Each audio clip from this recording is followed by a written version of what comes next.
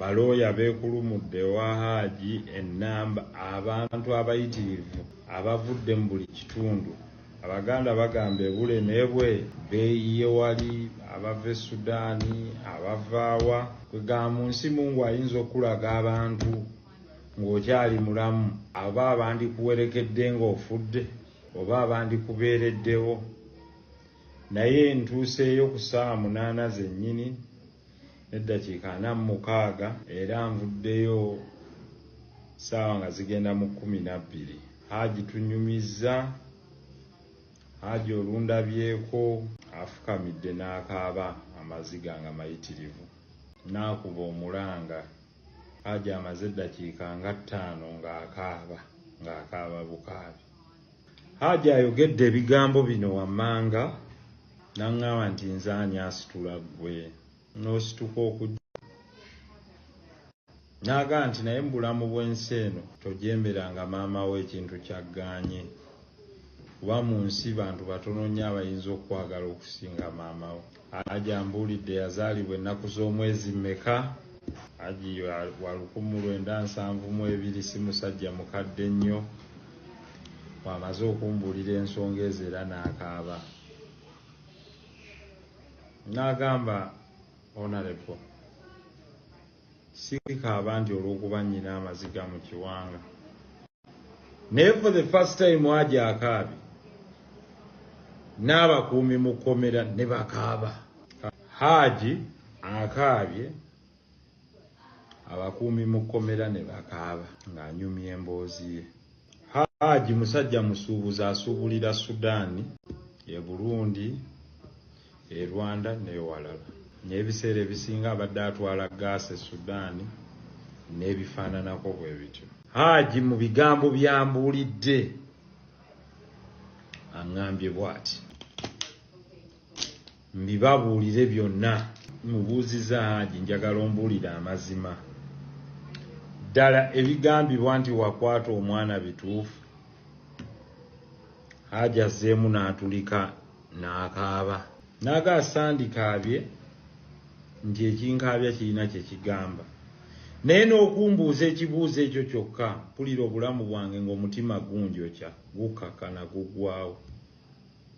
Nti omuntu yandikusibyeko oba ogw'obutemu oba ogwaki n'atakusibaako kigambo kigaa nti wakwata omwana gwe yaleeta nga muwere n'omukuza paka ku bbanga eryo n'agamba nti gwe wakutte omwana. Hajji yawasa omukyalo ono mu mwaka gwa 2014. Baakola okukyala kwa mirundi 2 ewa maama n'ow'emwami omulala nga bamuyita oba bamweyana ey'Entebe. Yamusanga ali bweya, naye ebyo si bye bikulu. Hajji abadde atambulanga n'agenda n'akola nadda. Ivan, I'll ring you back. I'm on live.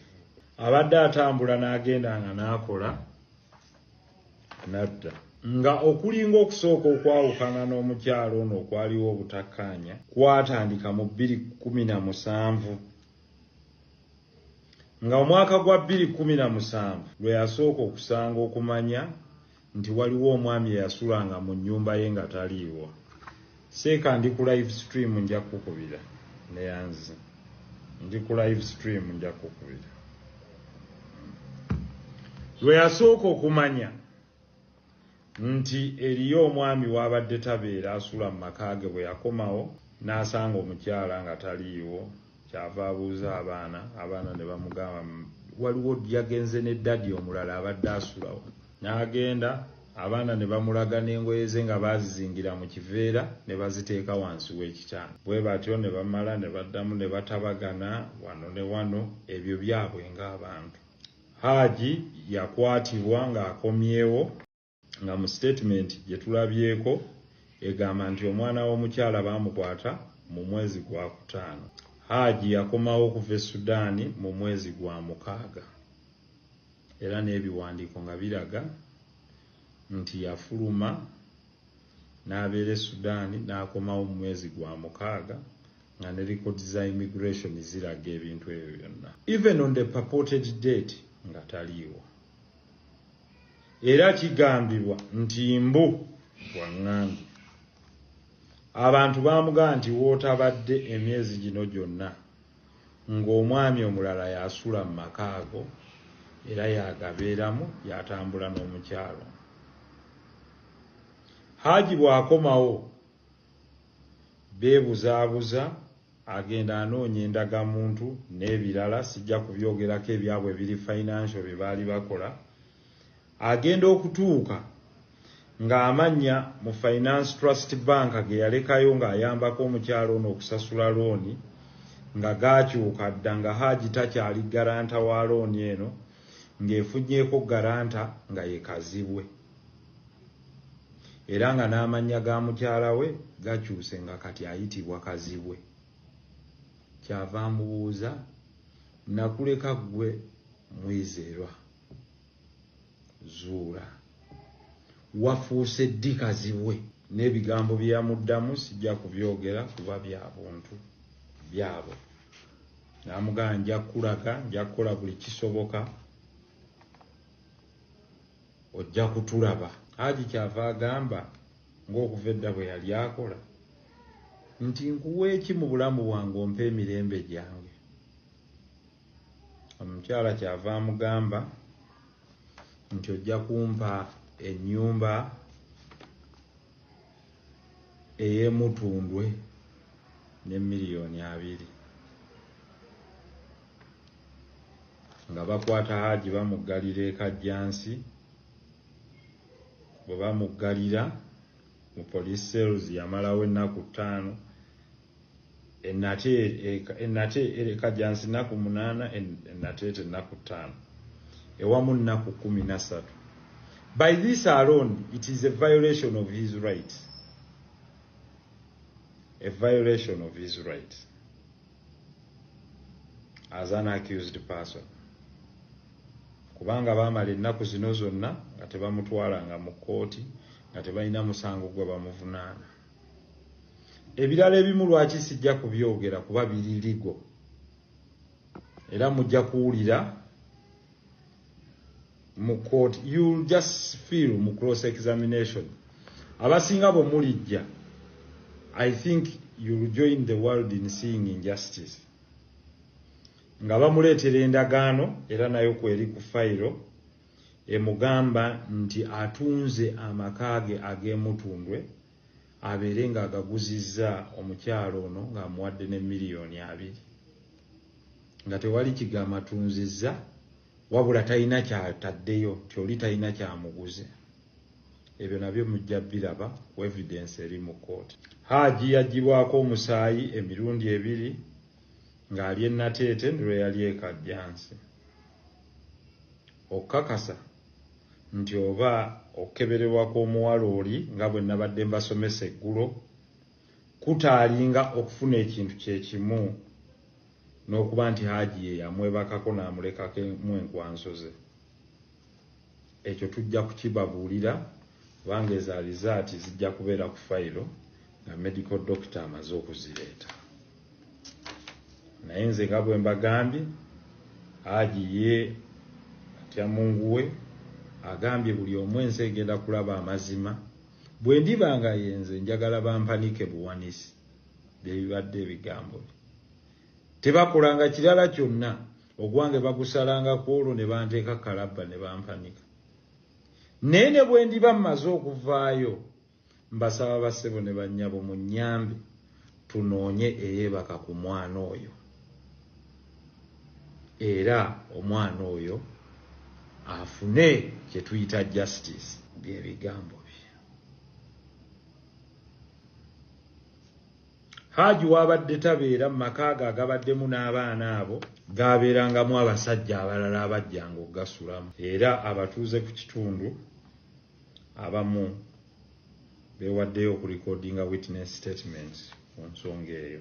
Hajji abamuwaako obujulizi obwa good conduct bayitirivu. Mbazaayo 2017 Hajji bw'akomawo n'asanga mu maka bwe maali babeera ng'omwami oli abadde abeeramu.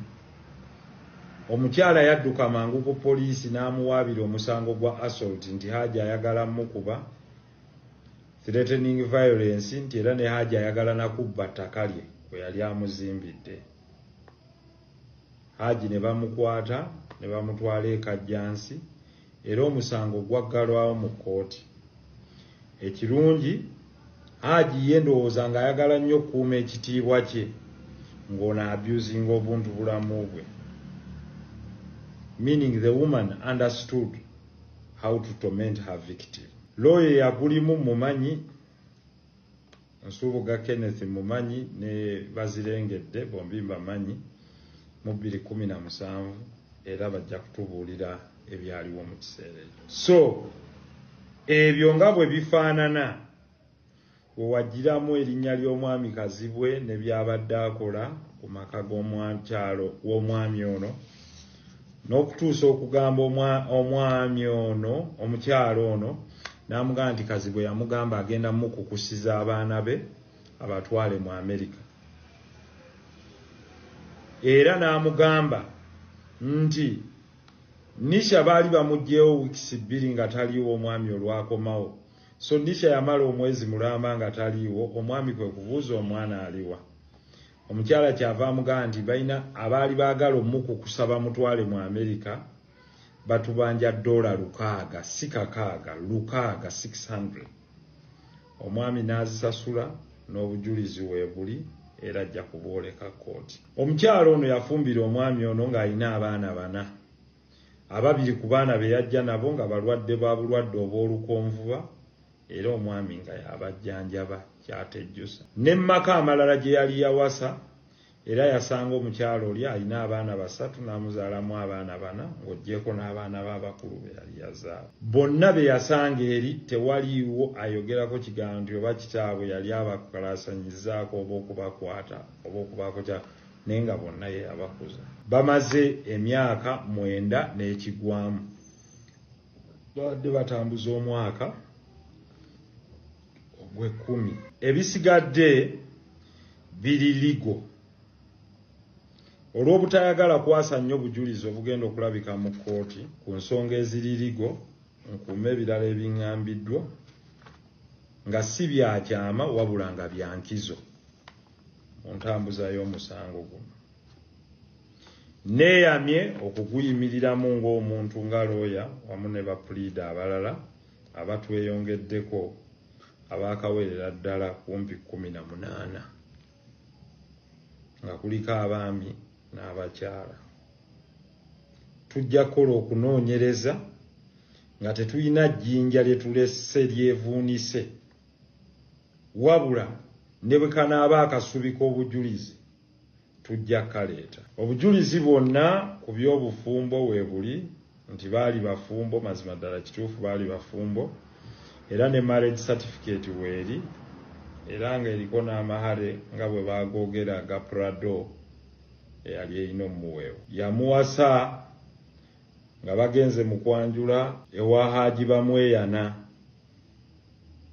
Entebbe. Ebyo nabyo tubiina. Ebisingako ku ebyo tujja kuba tubiyitamu. N'olwekyo njagadde okubagamba nti bino ebintu mbaddeyo eri ebyo byenzijeeyo. Njagala okubagumya nti mu kiseera kino tewaliwo obujulizi bwonna bwankunala bulumika Hajji. Era mujja kulaba buli kintu mu kkooti. Anaaba alimba yenna ekiseera bwe kinaaba kituuse ekya kkooti okuwulira omusango guno mugenda kulaba nti abantu bangi basibirwa obwemage nga bayisibwa mu misango egifaananako bwe byoti ng'ekigendererwa kwe kubasuuza ebyabwe babibaleseewo. Bantegeezezza nti waliwo omukulu omu gwe babadde bakolanagana naye eyafolowinga okutambuza fayiro ya Hajji bamutwale mu kkooti mangu bamusibe nga siteeti yali agaanye olw'okuba talabawo bujulizi. Omukyalo oyo naye records ze nzifunye era bw'oba kwoli bakuwa message eno ne kkooti gy'okoleramu empigi ngitegedde. Nkiddamu registra gwe baakozesa we want to get the extracts eza records ez'essimu ne bawali ocommunicatinga nabo mukwate omwami ono ne ssente ze baakuwa. Mpulidde nti obadde osaba bulamuzi naye munnange ndowooza obulamuzi obusiibudde. Waliwo omwami eyakozesa n'okwata essimu n'ozikubira ewa DPP basanctioning effayo ya Hajji bamutwale. Naye ekyo si kyaleero. Buli omu abadde akozesebwa okukola ebintu bino buli records zonna kati zaafunise.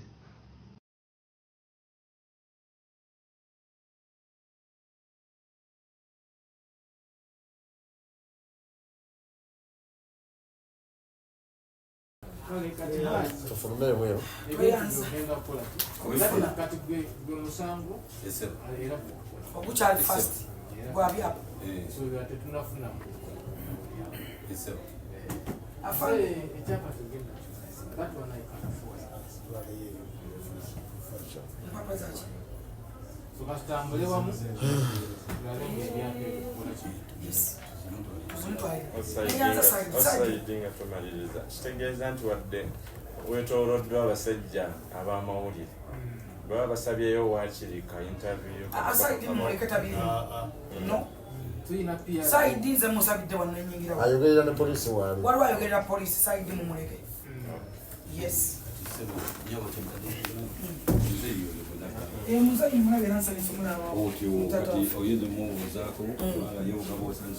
nina mubuuzaako Saidi tweyanza mukwano Saidi njagala mbagayisa bamusango gwange guli ogwa national kikwate